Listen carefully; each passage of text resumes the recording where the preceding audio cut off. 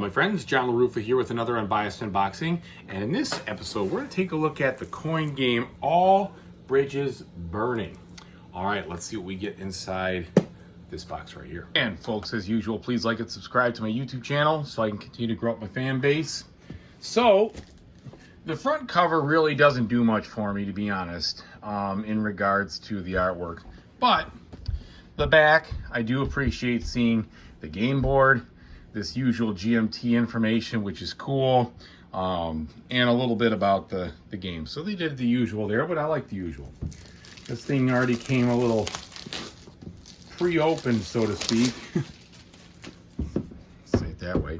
Now, what I'm really hoping is that the errata stuff is actually in this box, because I know there was some errata stickers in a deck, and it looks like it is. Fantastic. Boy, that's nice. So this game's been out for a couple of years, but I didn't know if this was going to come in here. So these are the, I ordered this just actually online because it's kind of hard to find these days. So I didn't get it direct from GMT or anything, so it looks like we've got the replacement cards here, the second printing replacement boards, etc., or player aids, etc. So that's good. All right. Now, if you're watching this 9 out of 10 times, you know exactly what these books are, right? They are heavy GMT tomes to how to learn the game. So they're not easy to thumb through. They're not easy to learn. There's no other way around it. I've read about half of this so far. It is making sense because I have played several coin games in the past.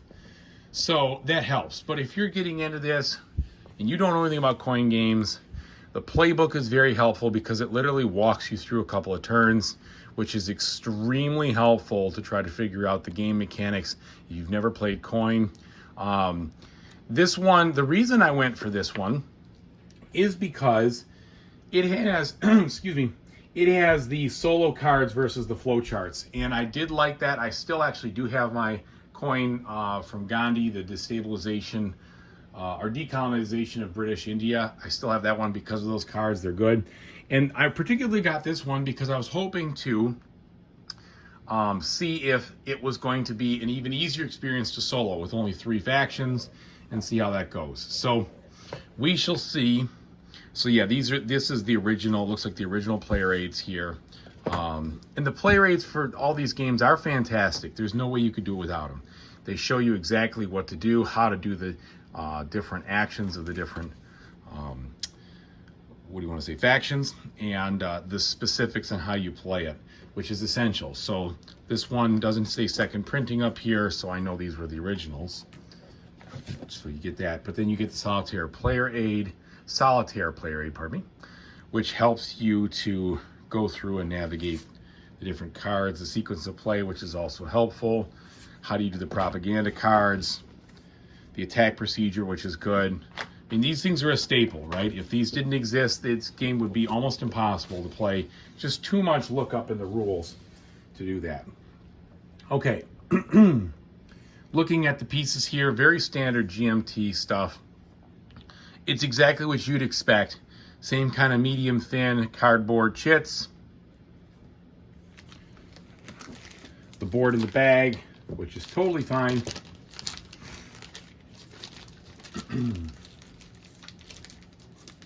Take this out here.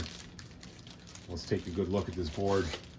Also, this one was said to have a smaller footprint than others, and the size of the board is going to be a determination of that. And yes, I can definitely say this one is smaller than some of the previous games in the coin series, which I like from a solo perspective.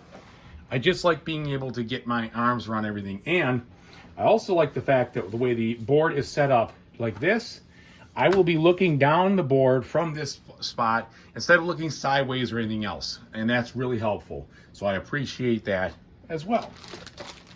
Okay, you've got a couple of dice in this game. They're plastic dice, nothing special there.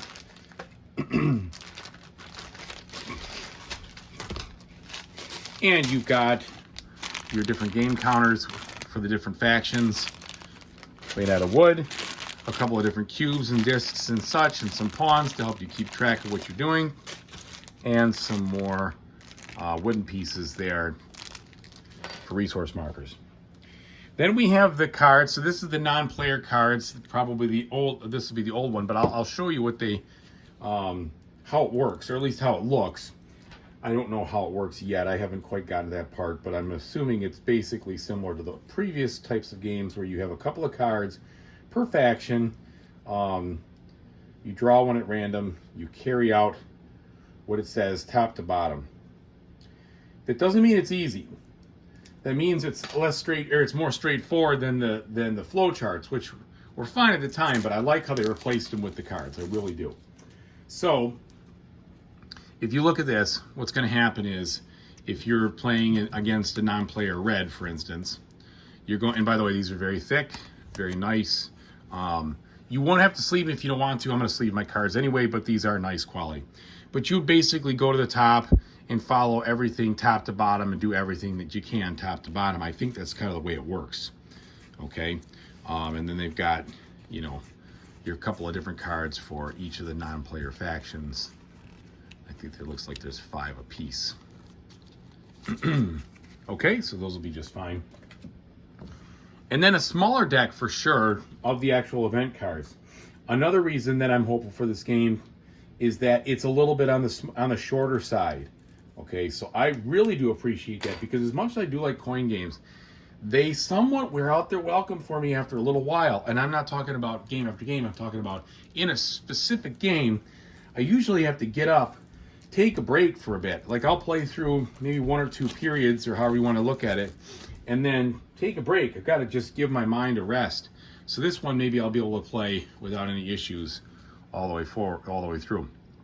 And that's a personal preference, but these games can be long, upwards of 4 to 6 hours. Okay, so you look at these, the cards are very good quality. I'm glad they're numbered, they're thick. They've got the artwork, which helps kind of, you know, flavor things. Then you've got what's going on here and the different events that will take place. Notice, though, there's a big difference in this thing. In this version of coin, this 10th version, there are not the faction icons up here. So it is possible that all 3 factions may activate on any one given turn, which I think is kind of cool. It changes things up. Now, you always knew what was going to happen beforehand because of the way it all worked. You could see the card coming, so you weren't necessarily caught by surprise. So there was open information, but in general, this is going to be a change up here. This game's also split into 2 phases, where you have the first phase, which is kind of like a build-up, and then the second phase, which is where the Civil War breaks out. You have more of your attack conflicts and such, and some of the different actions are not available in the second or the first phase.